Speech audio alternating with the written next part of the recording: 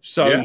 you briefly moved upon and motion towards breath work. Yeah. You use that as an amplifier to raise people's consciousness. You want to share a little bit about that, Thor? Yeah, I sure do. So our first course, after the introduction is the breath course. And you can go days, weeks without eating. You can go days without drinking. You can only go seconds without breathing, right? Breathing is inspiration. Breath is life. So what you also see about breath is it is a powerful form of detox, right? It's on that exhalation, you are able to get out aldehydes, right? You are able to get out alcohols. You are able to expel. And what we've seen and what more than a lot of people is we've become mouth breathers and we've become shallow breathers, especially women who have the tight clothing, right? Their diaphragm is closed off. They're uptight. We call it uptight, but it's really shallow breath up here. And when you start to get people doing diaphragm breath, not only do their abdomens start to look better, but they start to get more oxygenated and more oxygen to the cells, and they start to feel and look better and act better and just energy, right? So another problem I was seeing in the health niche was, and I don't want to mean any disrespect here, and I don't want to, but like the Wim Hof breathing, okay? I think Wim Hof is cool. I think there's a time and a place, but Wim Hof breathing is hyperventilating, okay? It's a fire breath. It's a fast cortisol response breath where we're taking these people who are already stressed out, they're already high strung, just how people are going balls to the wall, pain, no gain, Metcon high intensity workout. Now we're giving them this hyperventilation breath, and then we're throwing them in freezing cold water. Many of which who really don't want to be in the cold water. Now, me personally, I like swimming in cold water here and there because of how revitalizing it is, but I'm also very resilient and accustomed to it. Our first course in 101s is breath work. And another problem I was seeing was this Wim Hof breathing, where it was a hyperventilating breath, where people were getting very, and what from Taoism, and one of my favorite guys is Mantak Chia, and one of my favorite breath work is just the century count.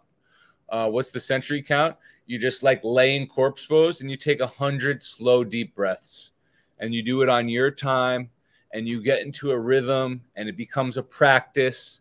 And one session might be better than others. Maybe you stop it and you have to go back to zero, but you don't beat yourself up. You don't have a timer on. You're not doing a quick spasm breath. And that's nature's Xanax. That's relaxation. That's truly flooding the cells with oxygen. And we do the same thing with our aerobic work, because what I found was most people are not even doing true aerobic work. Most people are in an anaerobic zone in their cardio. And what does that mean? Their heart rate is getting too high. You hear people all the time, I hate running. It's like, well, yeah, you hate running because your body thinks you're going to kill itself because your heart rate's too high. So we get people on Maftoni method, or zone 2, which is 180 minus your age, is your target heart rate. And you can go up or down a few points depending on who you are and where you're at. But you get people on Maftoni method, and I'll have a guy say, I had to stop walking. I had to stop and walk the first few times. I'm like, yeah, you had to stop and walk, because every other time you were getting, and that's just another way that people are raising their cortisol. They're causing adrenal fatigue. They're doing every component. You look in the health niche, there's someone who's doing way too much. You're doing way too much on your cardio. You're doing way too much lifting. And not only that, you're doing these isolated movements that are out of balance. One day's bicep, one day's chest, the next day is the calf muscle or this muscle, where we're doing more. And listen, if you're a bodybuilder, you can still do your thing, and you know what you're doing. I'm kind of talking to the general public, where it's like, what if I told you once or 3 times a week you could just do push-ups, dips, pull-ups, and some farmer's carries or some squats or some deadlifts. Now we're doing natural functional movements, incorporating all the muscles at once. By the way, you're probably going to look better than the guy who's isolating because your sleep's optimized, your diet's optimized, and now you're getting your full body into it. But yeah, the breath work is so key, especially when it comes to the nose breathing, especially when it comes to sleeping. Getting people on, just taping their mouths or reading the James Nestor book, Breathe. There's so much to be learned from breath. There's so much, I think that this is the reason a lot of people are addicted to smoking, is because it's the only time they're consciously breathing throughout the day. It's the only time they're doing a breath. And I'll get people to help them quit smoking just by saying, hey, hold your fingers to your mouth and breathe. You're really addicted to the breathing. And, I'll have a guy say, you know what? I felt like smoking, but I just did some breath work with my fingers to my mouth. And he's like, the urge went away. It's like, yeah, you're part of it. You're addicted to breathing. Obviously, nicotine is addictive. But all these, pacifying muscle movements that we become accustomed to.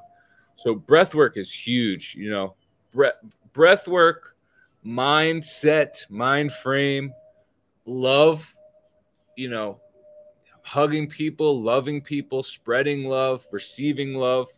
You don't have those three things dialed in. And, there's not, obviously diet is a huge one, but, the breath, you look at asthma, they did this incredible study in the Upper East Side.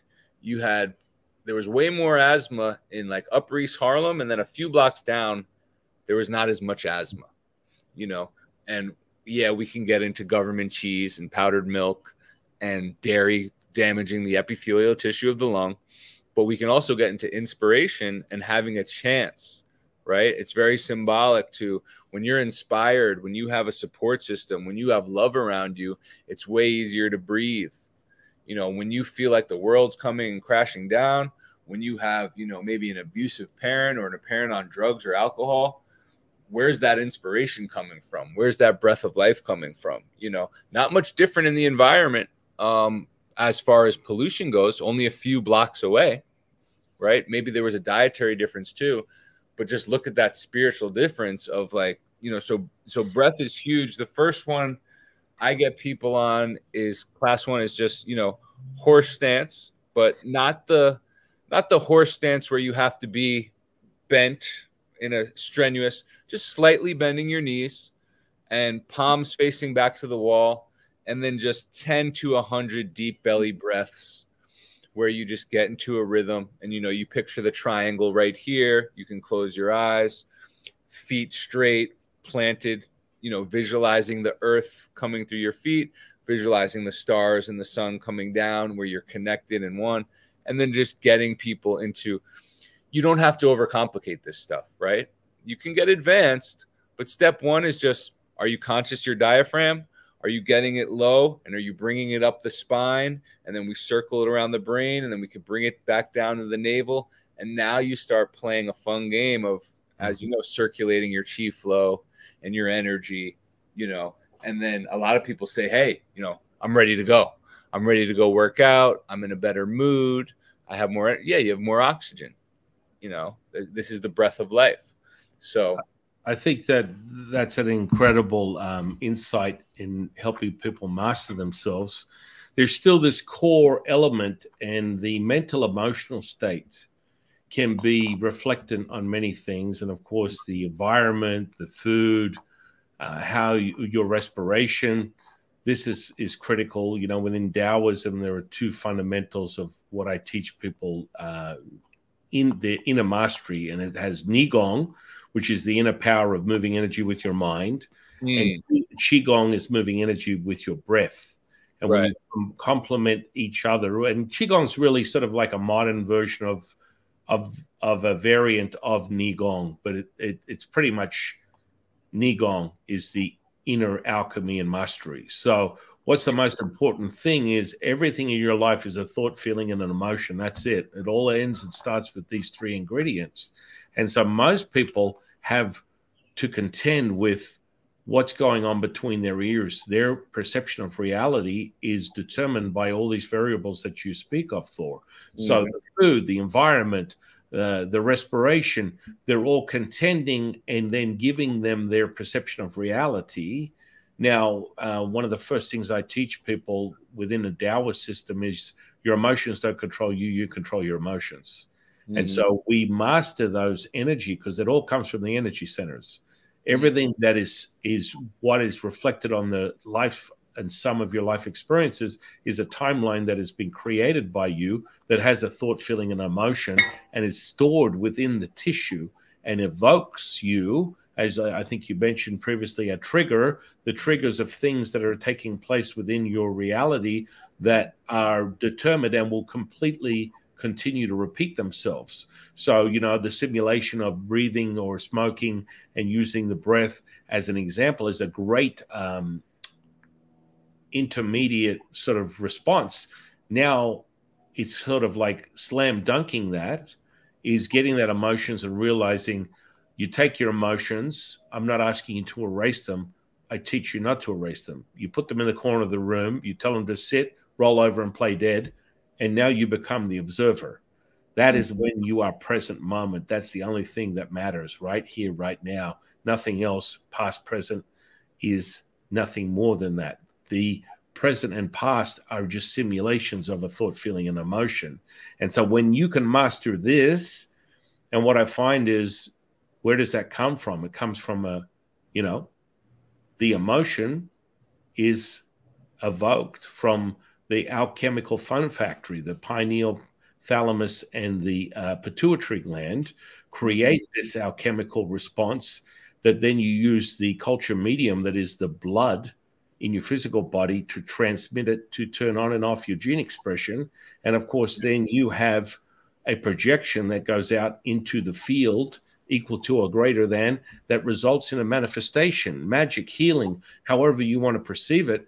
There is, the universe is going to now replicate and echo back to you what you have requested due to your thought, feeling, and an emotion. And so that emotional state is probably the be all and end all. And how you see it is generally, as my dear friend Martin, who is a Buddhist monk, would say, the dukkha, the distortion that is not the reality. And so this is where people get fueled on this. And when you're able to see them instantaneously you alter their food, you alter their hormone levels, you get them to now start to breathe.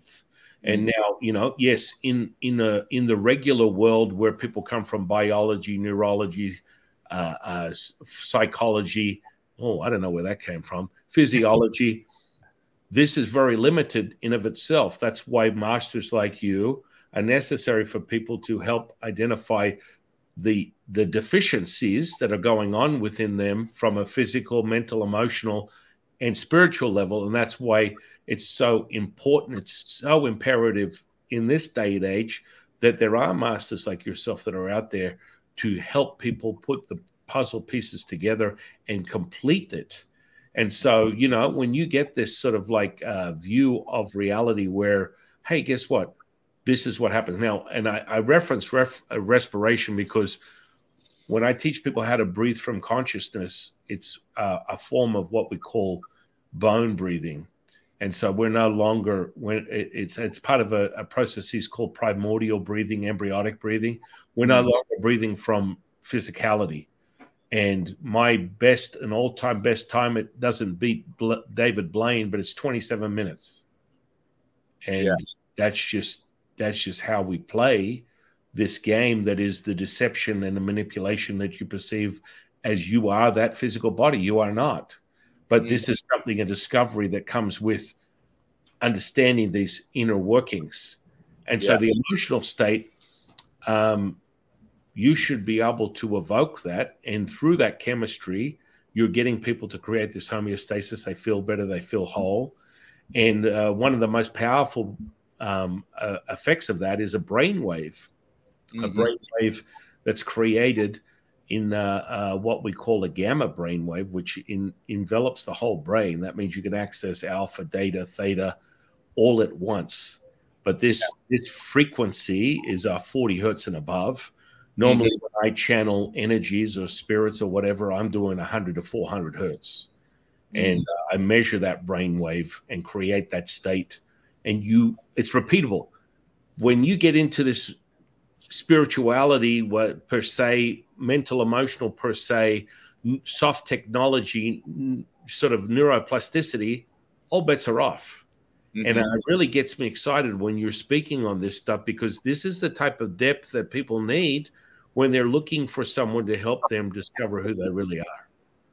And what you're doing by showing them all these components puts them in a place where I imagine the average result of your clients, and I've looked at some of the testimonials, is nothing short of miracles take place when they get involved with you, showing them a greater and a faster way to regain their health.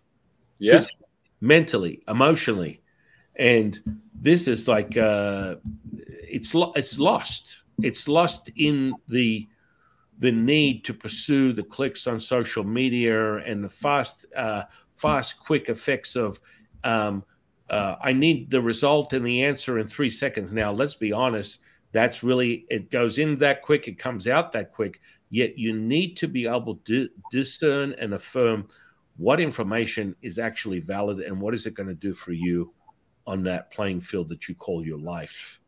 And so many people tend to, they take the gamble and it ends miserably in, failure, deconstruction of the very health that you think you had by just the error of, I took too many supplements here and I overtrained there, and then I had a really bad day at work and the hubcaps came off the wheels. Yeah. And all of a sudden, I've shit the bed and I'm needing health, and I'm no longer worrying about whether I look super sexy for my weekend in the beach day parties down in a Las Vegas hotel, or whether I've lifted enough weights to get that extra flex so that the girls look at me and think I'm super hot. Now I'm worried about whether I'm incontinent and I could possibly have a minute or maybe an hour of a day that isn't plagued with disease and misery and the thoughts that I'm going to die. Yeah, spot on. You know how many, we'll get a guy who's muscle bound, jacked, looks the part, and you get his blood work back and his testosterone's at 200 or 300, and then you get a skinny guy who's never worked out in his life and he's got a 900 or 1,000, and it's like, well, what's going on there? What's the trade-off there? How did you get yourself to such a adrenal fatigue, chronic fatigue, low energy state that you look the part, but you don't feel the part? And who are you lying to yourself? Really only you, same thing with some of these, some of these anti-aging gurus or these biohackers, they have to be on caffeine and synthetic hormones. Well, how are you a biohacker if you needed to go to this other thing? Well, I know exactly who you're talking about. And it's sort of ironic. It's like I'm taking all these vitamins and I'm eating the most optimal foods. And in many cases they are. But then again, that's if you're growing these from the perfect soil. And so that would probably be the reasoning behind the other 100 supplements. And, there's a lot of variables there as to, I would agree that the most appropriate course of action, the foundation of things, is your minerals and your trace minerals. And these are the things that make pretty much regulate everything. And without them, you're screwed. Spot on. And another thing we hit home and educate folks on is minerals and where you're sourcing them and how much you're taking. Give you a prime example, all of a sudden we've got this other new fad of pink salt and Himalayan salt and salt with 80 minerals. And did anyone ever stop and say, hey, what are those 74 other minerals besides the one we need? Anyone ever stop and say, hey, do you know that pink salt is actually rust? That's actually iron. There's a reason the salt was just isolated and refined. And by the way, the refining process usually isn't bleach or a chemical. It's a very simple process where they can just isolate sodium chloride, and that's that white salt. Whereas, you know, I get people off these salts, one of these most popular salts right now, 80 minerals. What's in those minerals? Arsenic, lead, cadmium, aluminum, nickel, tin, you know. Because they use those to mine them. And when it's out the back of Pakistan somewhere, and they're actually more toxic than they are friendly, but you're paying top dollar through a huge, you know. Then you're doing, so you got aluminum in your salt. Then you might be doing aluminum cans every day. You might be doing aluminum foil. You might be doing, you know, aluminum in your cookware or somewhere else. And next thing you know, this is why I say death by 1,000 cuts, because you might feel good at first, but 10, 20, 30 years, little by little, you're just toxifying yourself. Next thing you know, you've got this condition. And if you're doing 40 different variables a day, it's very hard for anyone to tell you, hey, this is what caused that, right? So why play a guessing game? Why say this is what caused that when you can just eliminate that and go with one ingredient? You know, if you eat the same 3 things every day, you know exactly what's going on. It's very easy when you add a 4th thing to be like, oh, wow, that thing ain't working, and that I don't feel as good on that thing. Now back to your, you know, the Tibetan monks and the Taoists, they knew this. They ate the same thing every day. Very simple, because they knew how the liver worked, and they knew the more their liver was smiling, the more their world was smiling. Do you know how many people that we're getting on a low vitamin A diet where they're like, I'm happy again, I feel at peace again? How many notice? I was going to say, what's the? I would say it has a pretty tremendous effect on, you know, the fatty liver, whether it's non-alcoholic or alcoholic fatty liver, and i.e., guess what? Your triglycerides probably go down also. Oh yeah. What we're seeing and finding out is, you know, there's this big debate now, and the jury's out with most of these experts of LDL and HDL and the good and the bad. Oh, your LDL, you know, Paul Saladino, you know, I hope you get to hear this, man, because you're eating a lot of liver, high vitamin A detox, and you're eating a lot of copper. You are admittedly saying that you've got the highest LDL doctors have ever seen. And then you're coming with a pretty good argument saying, this is why this is okay. Well, our argument in theory is your body is creating a shield protecting you, and that cholesterol is wrapping around a toxin like vitamin A, and that's why your level's raising. You know, and I don't think it is a good thing, you know. And well, I mean, liver in of itself, people just don't remember history. You know, back in the 80s, that was a huge supplement, liver pills. Yeah. And so people tend to forget that it faded away just because Liver King revitalized it with this absolute obscenely stupid, sort of like deceptive idea that I eat, you know, donkey testicles and, you know, whatever else it is. And I look like this just from exercising, when you could tell just from his face and how flush it was, he has his own hypertension issues and everything in between. Liver King is a prime example of why I started going so hard and why I started to create one-on-ones in this community and being so vocal on social media, is because, you know, you get a guy on massive amounts of anabolics and steroids, really, and, you know, and lies about it for a while. You know, listen, I have no problem if you're doing steroids, and, you know, some guys, you do it for whatever reason. I'm not totally anti. I do have a problem when you're on it and then selling something. Well, and I'm going to agree with you a million percent. This is and you know, the universe doesn't have a moral compass, but if you're operating in a 3D reality and human beings are in the equation, you need to sort of hold yourself to a certain standard or a realization that, my goodness, the deception is there. There is no way you can level up that amount of hypertrophy of muscle tissue, eating, donkey balls and hearts of bulls and livers and testicles of llamas or whatever else it is that he's into. The reality is the chemistry, and this is also rampant within CrossFit. So these guys are like absolutely torching themselves at a level that will ultimately end in imminent death, but they're running high levels of anabolics. You cannot train like that and have that type of muscle tissue if you are not running a myriad of different sort of like external influences, I would just say.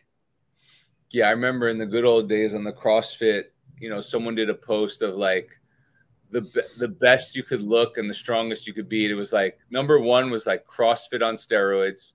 Number two was like bodybuilding with steroids. I think number three was CrossFit, no steroids, and then bodybuilding and like something else. But, I saw Liver King the other day and, kind of feel bad for him. He's almost going blind. He's got his arm in a sling, and he's continuing to play this game of shoving this detox organ down on his face on the television screen.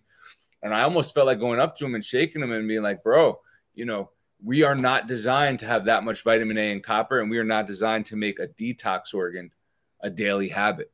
And just because and then you look at, to buy desiccated liver powder is like pennies on the dollar. This was a throwaway item. This was a bottom of the barrel item, a cheap item, pennies on the dollar that you can now come and sell for $50, $60, $70, $80 a bottle. The margins are insane. And we got to stop letting marketers run our health departments. We got to stop letting marketers control the health niche, and guys in the health niche, start to see these guys on steroids and they're selling a product. And the more you're chiseled, the more six pack you have, the bigger your muscles you have, the more chance you're going to sell your whatever. Right. Well, this is social media, right? You can't sell steroids. So you go on steroids and you sell whatever. Right. And to me, that's whack. That's corny. I love the guys who come out in the open and tell you what they're on, Well, I don't have a problem with steroids. That's a life choice that you make. Right. And the evidence is in the life cycle. Point in check, someone like Arnold Schwarzenegger is right at the tippy top at the end of his game. He's run it out. There's only so many clicks that you can click on the engine, and he's pretty much almost exhausted that. And that would be evident just in his facial expressions and his physicality. Within Chinese medicine, we look at all these things. Within Taoism, we look at all these things. The universe is in your face. The universe is in your hand. The universe is in your feet. This is reflected on the microcosm of reflexology and all the channels of energy that run through your physical body. He's done and toasted. I mean, Stallone's not very far after him. And these are people that have made choices and decisions, and they're optimizing their health. I would say that another major catalyst, which we haven't really got, glyphosate is another one. It's like poison upon poison upon poison. And I would recommend, if anyone had any sort of inclination of supplementation that is a really good supplement and has shown incredible evidence of that, is a combo of NAC and glycine, because glycine actually detoxes the body from glyphosate. So there are whole other layers to these things. Now, I'm not a really new age supplement guy at all. I mean, NAD shows instant results. Like if you've got issues, but in a very small dose, a lot of people are sort of jacking it up, and then, they're using NMN, and it's getting that result as a precursor. And you're getting the result. You're seeing a huge difference. And when people actually level up their levels, the same thing you said, gray hair goes into black, eyesight comes back, organs are regenerated. Organs are regenerated. What are your thoughts on that? Well, the thing we're seeing with glyphosate is it slows down your ADH and your ALDH detox pathway. So it's another thing that inhibits this detox pathway that is supposed to help you eliminate things like vitamin A. And I think the two main things that we can do to save the public's health right now is take vitamin A fortifications away, take it out of the dairy. There's too much. People are not deficient, and get rid of this glyphosate. Get rid of this Roundup. There is a lot of studies. There's a lot of data out now. I think, America's sprayed like 1.8 million tons since 1974. 9 million of which have been sprayed onto fields like worldwide. It's the #1 selling pesticide in the world. It's water soluble. So what does that mean? It goes everywhere that water goes. The oceans, the lakes, the streams, the ponds, our drinking water. Type in glyphosate is highly soluble in water. The other thing, it's found at unsafe levels in our cereals, in the vaccines, in human urine, in breast milk now, in drinking water, even in beer and wine. They're finding glyphosate everywhere. If you're not getting, even the organic is sort of a fast, right? So you go to a really nice restaurant out here in Las Vegas, you spend $500, 500 bills on a really nice meal. It's smeared in seed oil, and it's smothered in Roundup. And so you have this, basically, you're paying to kill yourself. That's it. And the Roundup does not dry wash. It doesn't cook off. It's been proven to be a neurotoxin, a carcinogen, an endocrine disruptor, a cause of liver disease, like at low levels. So here's talk about more than a trifecta. Roundup's a neurotoxin, a carcinogen, an endocrine disruptor, and it hits your liver. It's been shown damage human embryo, placenta cells, shown to cause miscarriages. It affects the cytochrome. It's a real big problem. We had the other day, I went to go pick up some kids at school, and I'm waiting on the car line, and there's a landscaper just spraying. And I'm like, no way is this guy going to come spray on the sidewalk where the kids are about to go. And he walks right to the sidewalk, and he's spraying the cracks, and he's spraying the bushes by the school entrance. And then a lady comes out, like the line monitor lady. And I'm like, whoa, like, what is this guy spraying? And she goes, yeah, you're right. That's probably not good. And I'm like, it's definitely not good. We got to find out what that is. And then she's like, okay, we'll just have the kids stand instead of sit. I'm like, no. Like, this was just freshly sprayed here. Like, these children can be nowhere near this, So if I wasn't there, and what did they do? The kids had to come out anyway. And luckily I grabbed our children and was like, yo, run straight to the car. But what if I wasn't there and my child sat in that? What if another child sat in that, had a respiratory event, got asthma?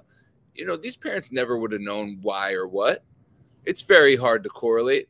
How many schools is this happening where they spray the field and then kids go out and have recess? Or now you're seeing people getting cancer from these artificial astroturfs.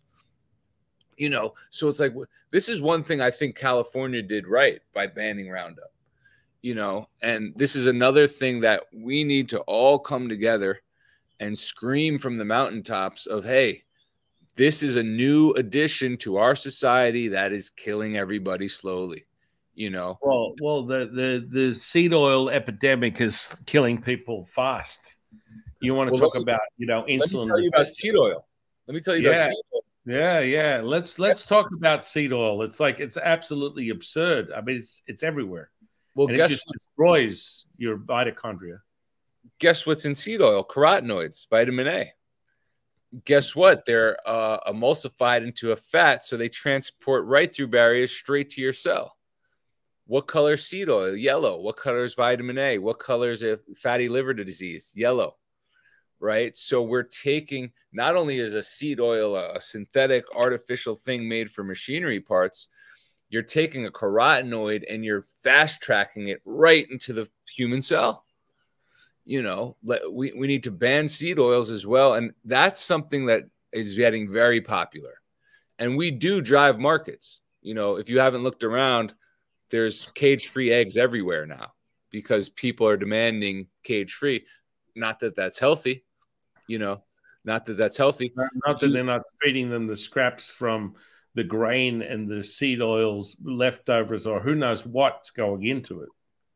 Well, let's talk about eggs for a second. And, you know, I get a lot of people off eggs, and eggs is one of my most controversial topics. You know, I had a guy who I thought I was kind of friends with straight up attack me over eggs, accuse me of things. Meanwhile, this guy's on like a heavy dose of steroids.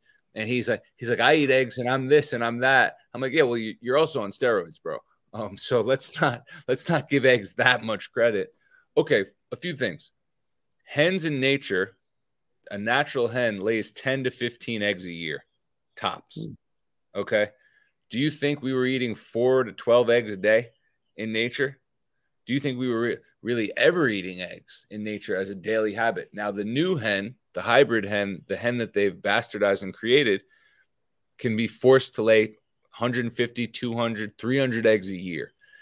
Laying an egg is a very stressful situation for an animal, right? It takes the life force. Yeah. Right. Takes the life force of the chicken. Basically, it's like if you have your pets and you think they're pets giving you eggs and your children are patting them and they're having a good old time and we're playing Dr. Dolittle, you're actually killing that animal and in your own satisfaction. And if you care about them and they really are pets, you'll just stop. You'll leave it alone. Well, and then, you know, not only that, what are you actually eating? You are eating the ovum, the unfertilized ovum from a stressed out female bird's asshole/vagina, right? How is that anabolic?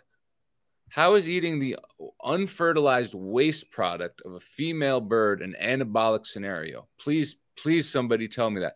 Oh, well, it's a superfood and it's nature's multivitamin. The yolk is vitamin A, retinoic acid. The yolk is an alcohol that goes through your same detox pathway as ethanol, and the white is sulfur, right? And sulfur, what we know, also inhibits and slows down your ALDH detox pathway. So how is that a superfood? Now, a young 20-year-old guy who's crushing it and he's taking all the supplements and he hasn't reached his quota, I eat eggs and I'm fine. Well, why do we get so many people? My shout out to my barber the other day, got him off eggs. He's like, yo, thank you so much. He's like, I didn't even realize what it was doing to my digestion. He's like, one thing I took out of my diet was eggs. And he's like, everything's getting better now. My digestion, I'm going to the bathroom again. And I'm like, hopefully he's not eating chicken and fish. Well, listen, it's more of, I'd rather have someone be a vegan because listen, a vegan's only going to be deficient in a few things: taurine, zinc, and maybe vitamin B12. But if you're not toxic, you don't have to worry about that. A carnivore who's just eating muscle meat is painting himself into a corner of danger, starving his bifido bacteria. That's, you don't want to starve that. And really, really cornering themselves to where you can only eat one thing for the rest of your life. That's not sustainable. And people do well on it. But the issue with meat and muscle meat is there are no big cornerstone studies done with just muscle meat. Every single cornerstone study, the China study is a big one. It includes eggs and dairy and pork. So they're villainizing things like red lean meat, and they're categorizing them in the same category as dairy and egg. Dairy and eggs are not the same on a molecular level as muscle meat. They just are not. Look at the Native Americans, thrived on bison. How did they put the nail in the coffin on Native Americans? Killing away the bison. These people didn't eat dairy or eggs. These people didn't eat all these supplements. They had a few berries. They had a few nuts. They had a clean starch.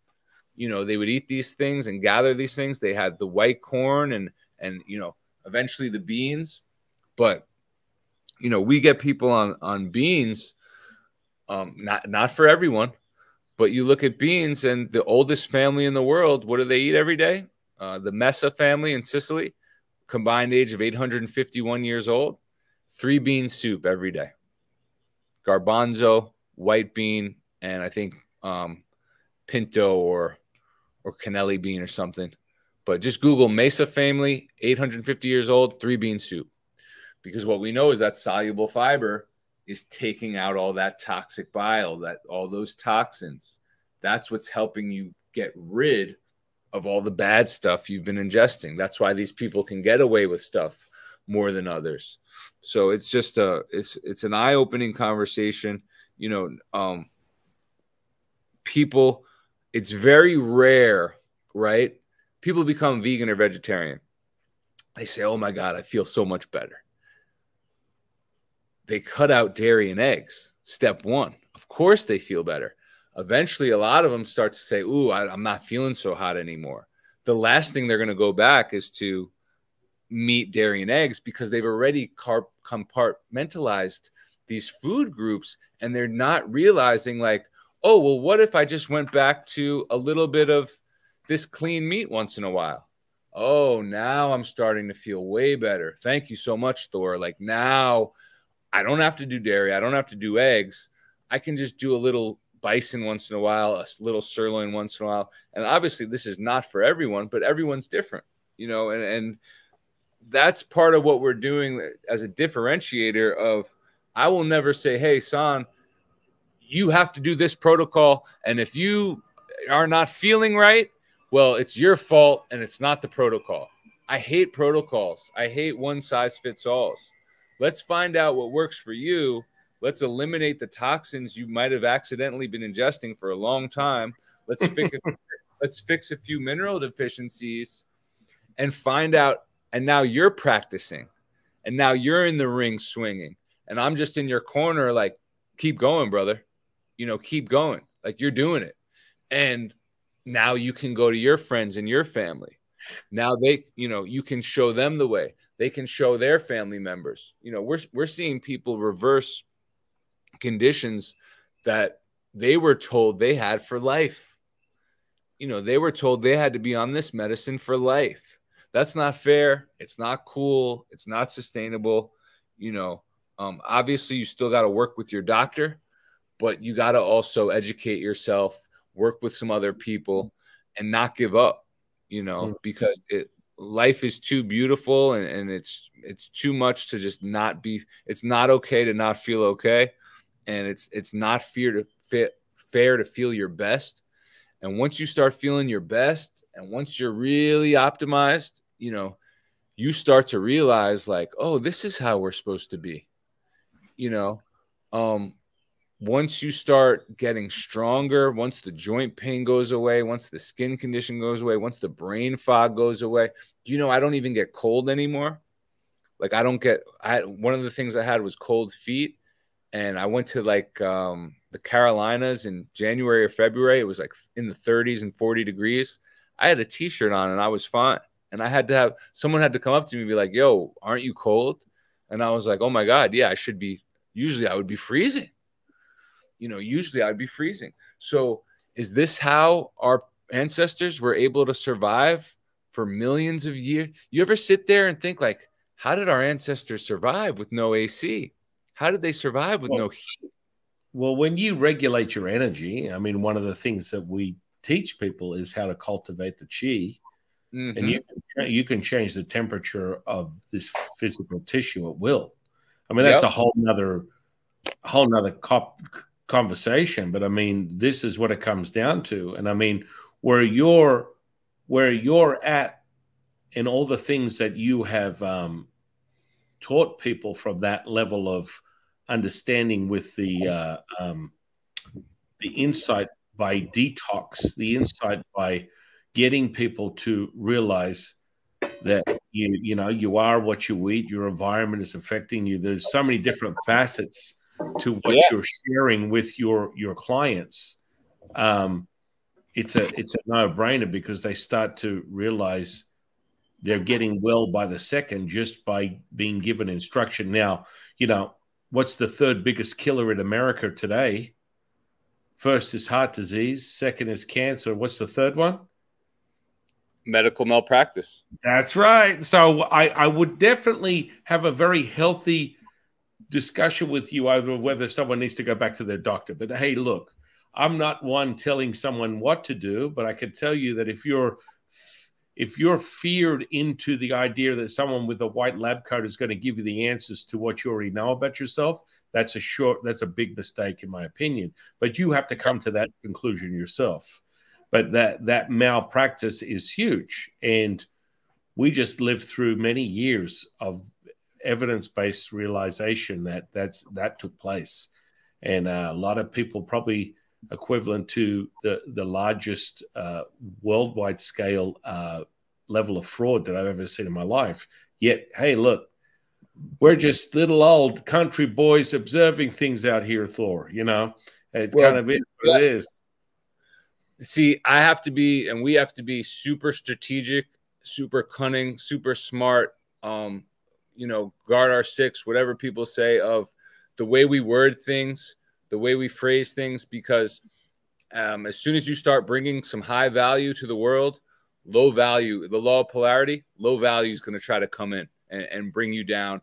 A lot of these conditions and diseases, they named, they patented, they incorporated, right? So by law, you can't come in and say that you can cure. That's how they got Dr. Sebi and others. You can't cure a thing that they created, that they discovered, right? So we have to do it in a way of like, hey, your epithelial tissue of your lungs, they don't own the lungs. They don't own the liver. They don't own the pancreas. Why is every single autoimmune condition is actually a condition of the epithelial tissue of said organ? That's interesting. So we've got 50 different names, but it's the same tissue. So could the same thing be causing it, and maybe humans are just expressing it in a different way? Diabetes is the epithelial tissue of your pancreas. Asthma is the epithelial tissue of the lungs. Eczema is the epithelial tissue of the epidermis. Alzheimer's, dementia, epithelial tissue of the brain. Cirrhosis, epithelial tissue of the liver. Xerophthalmia, dry eyes, epithelial tissue of the eyes. You see this big account on Twitter. He says, I've been sun gazing and my vision has improved. What do we know about the sun? It eliminates vitamin A from the tissue. What had happened to Grant Ginru? 9 years on a low vitamin A diet. His night vision has improved. I went to the eye doctor the other day. I have 20/20 vision. And she made a remark saying, eventually you're going to need glasses and eventually it'll start to. And I'm like, speak for yourself. She's like, it happens to everyone. Well, I'm like, I go, speak for yourself. I go, I know exactly why this happens to people more than others. Well, you make a great point. You see that this is the seed of destruction, which is your belief system. So really, more than anything, one of the biggest catalysts for any sort of research of any kind that gets paid for, one of the huge components to any research paper that's discovering whether some drug is effective, is the placebo effect, because the power of your mind, and in most cases it has a 70% or above positive effect on the actual test itself, not using the very drug that they're attempting to validate as being some sort of resource for help or health or recovery. So when someone goes, you get older, but this is also the mindset within a Western processes. Whereas in the East, we do not get old. We live to get young. And so the younger you get, the older you may look biologically on paper, but in turn, through the cultivation, the internal practices that come with the mastery of the energy, because when you master the 50 trillion cells of your body, the 0.07 millivolts of electricity in every cell, and you have 50 trillion, you're a walking plutonium dump site. And when you're able to concentrate and master that energy, you are superhuman. And that is part of the internal alchemy that, that we speak of within Taoism. And when you master that, all bets are off. Anything is possible. So when someone does that, it's almost like a very low level, what someone would perceive in a duality that believes in up and down, in and out, good and bad, left and right. Would believe that as a hex. Someone is hexing you by telling you, hey, you know, part of it is just getting old. Now, when you are able to dive into the unconscious processes, the autonomous behavior that runs the very life force that you are in possession of, your physical body, magic starts taking place. So this is why willpower is so minimal, if not at all. And if anyone that tells me they have willpower, that is an absolute lie until otherwise noted, because it all has to do with the conscious to unconscious process. So every 12 months when someone gets all excited and says, I'm not drinking, I'm not eating garbage, I'm going to get a girlfriend, I'm going to make $1 million, and a week later, John Smith's shoving his face with an ice cream cone, drinking a 40-ounce and is as fat as AF. And you're going, what happened, John Smith? Oh, I don't know, I just got demotivated. Well, if you're trying to have an arm wrestle where your conscious behavior is 5% and 95% unconscious, quoted by the godfather of epigenetics, Bruce Lipton, you are now in the process of shaking things up, because you need to at least identify that there is something more, because you know what you know, you don't know what you don't know. And so it starts there. And now all bets are off. And just your state of mind, when you told that doctor to go and kick rocks and say that, speak for yourself, that's the true reality of all things. So, you know, I get this over and over again. I get people that come to me, they have cancer. One says, I'm going to beat it. The other one says they're going to beat it. Both have the same cancer. One person's dead in 6 months. The other one isn't. Why? Because one actually believed what they were saying. And that all back to their belief system. So there's a rippling effect in what takes place within your consciousness when you are validating your truth. Your truth is the only truth you need to be concerned with. And that, my friend, is a huge slam dunk. I think we've covered a tremendous amount of things today.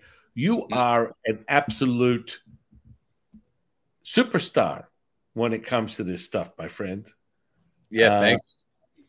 No, you made me think of some of the first books I read in Chinese medicine of the Taoists, and I started seeing that these guys were living at 200, 260, 300, whatever. And, you know, that's a lot of people, alchemy. Yeah. A lot of people would see that and say, there's no way. And I saw that and I would be like, yeah, I believe that.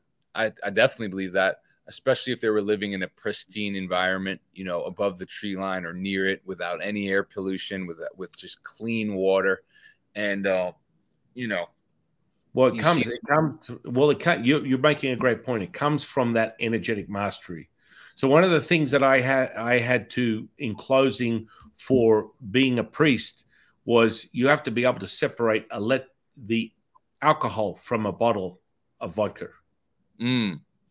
So if it's a figment of your imagination and you're not able to engage with that actual frequency and resonance of that alcohol, and if you remove it, we will transport it into another bottle of water, and it will have the alcohol contents.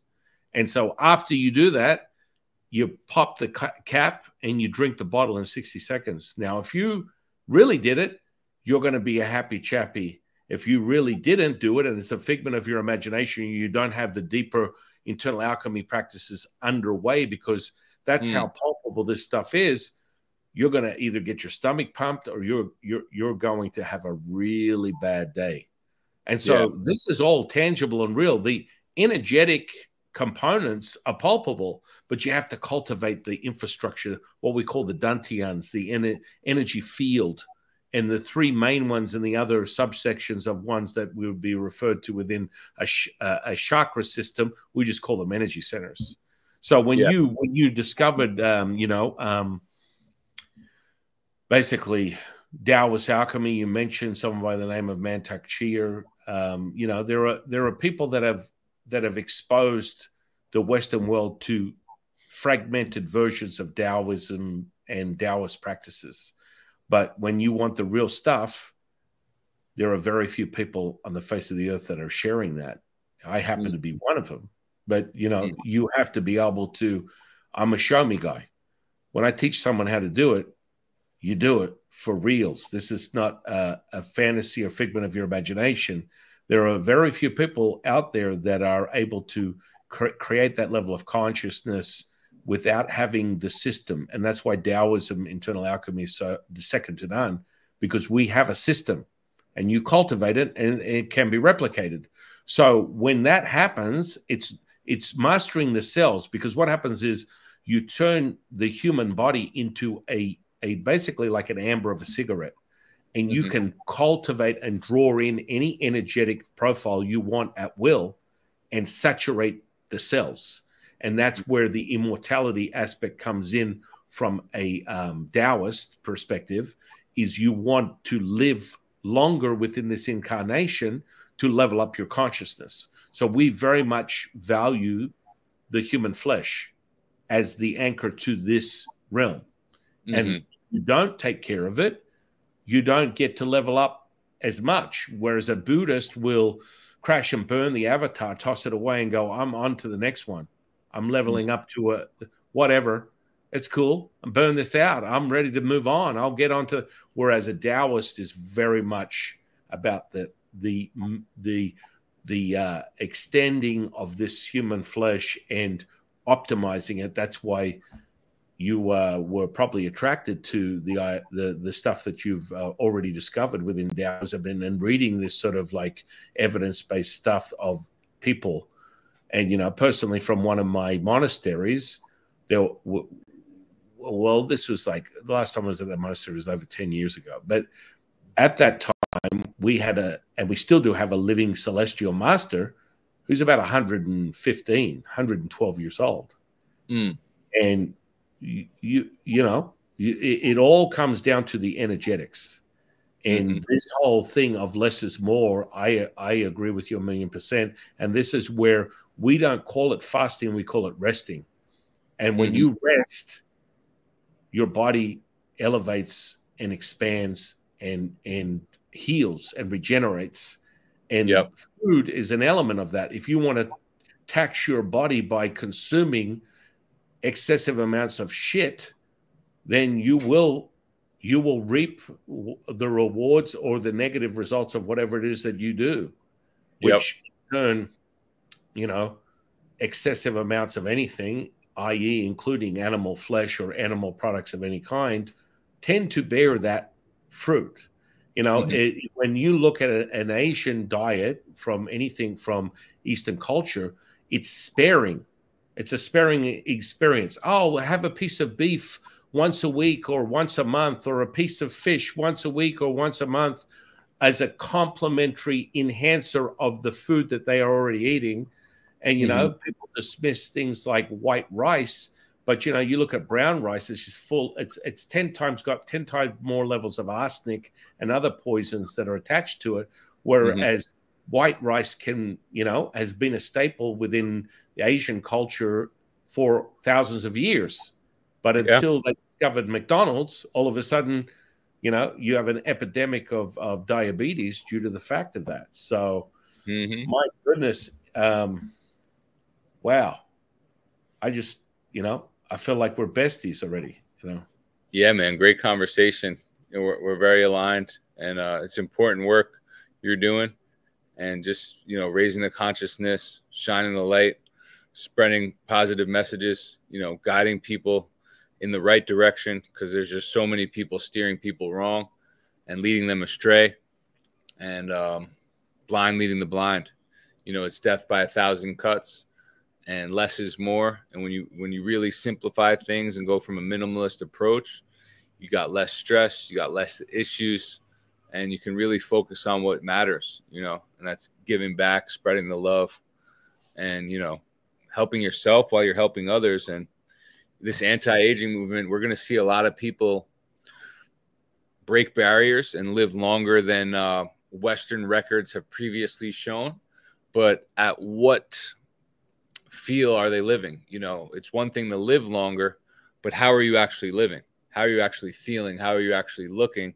And what are you doing to get to that point? You know, there's a lot of different paths to get to the same destination, but a lot of these anti-aging gurus I see, you know, they're kind of cutting their nose off to spite their face, and they're doing some things like, first of all, you know, the Taoists, you can't call yourself an anti-aging guru if you live in a city, right? It's an oxymoron.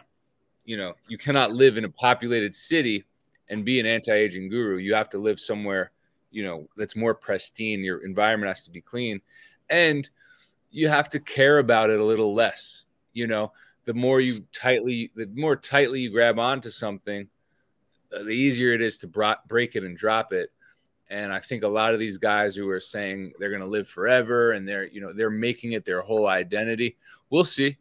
We'll see, because, you know, we'll be alive for it. It's a marathon, not a sprint.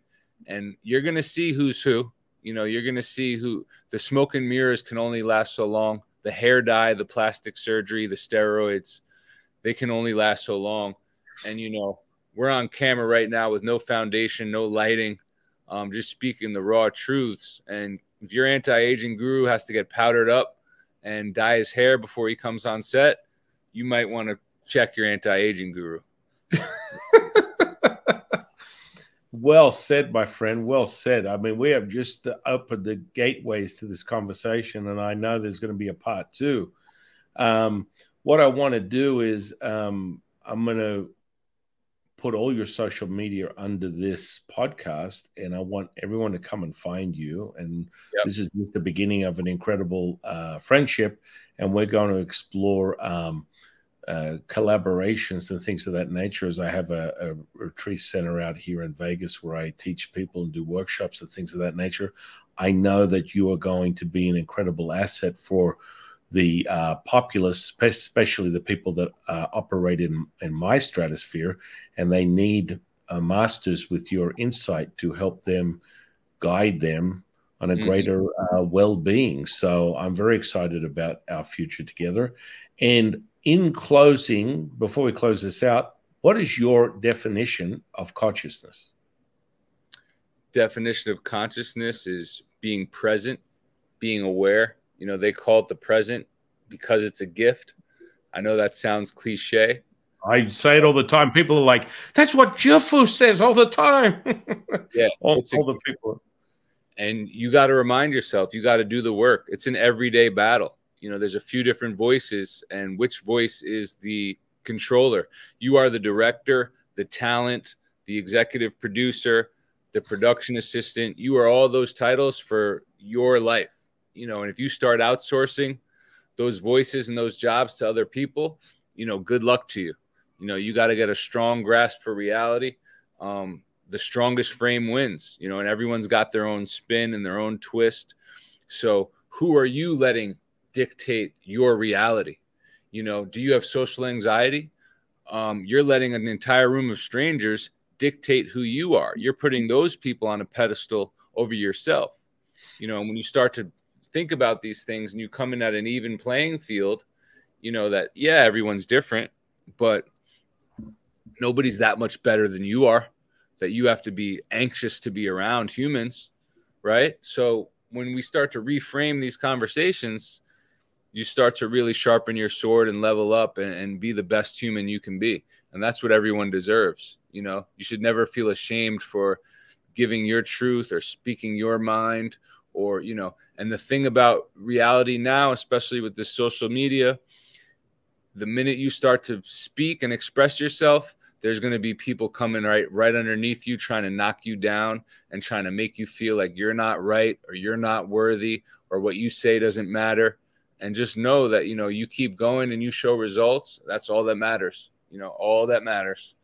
So that's what we're doing, man. We're showing results. We're helping people. And there's no debating that. You know, you could debate with the wall about what you think this does or that this doesn't do. We are proving concept at scale, you know, over 260 humans in a month. You know, let's talk in a year from now when we have 1,000 humans and when we have about a year's history to show you what's going on and how we're doing it and who we are. And you guys are more than welcome to join the party because there's a lot of room in the pool and the water is warm. Let's go, baby. I love it, brother. I love it. In closing, why don't you share a little bit more to the audience? They're going to go on your social media. I want them to go to your website. I want them to find you. I want them to seek you out for guidance. What are you offering them in relation to sort of a little basic understanding of the construct of your teachings and your training? Yeah, so it's thortorrens.com. That's my website. And then right at the top above the fold, you'll see join One of Ones. One of Ones is our community, and it's $10 a month right now. You know, I do that for a few reasons. That this way, anyone, you know, there's people spending $15 a day on cigarettes. You know, if you care about your health, you can spend $10 a month, and right now you have access to everything. And you know, this is really to you give it away for free, and you get a lot of toxic people who come in. You know, this is okay. You care enough to spend 10 a month, and the value is priceless. You know, getting your health back is priceless. Getting your testosterone back is priceless. High energy, cognitive. We have an amazing brain training course. I think we have 30 courses right now. 30 courses are live. I kind of try to update at least one new course a week.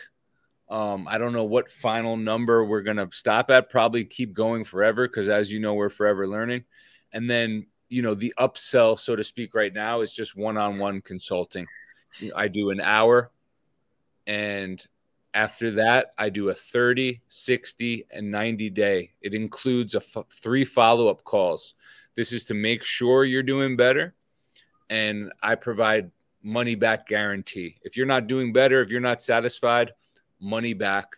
And right now, that's how we're doing it.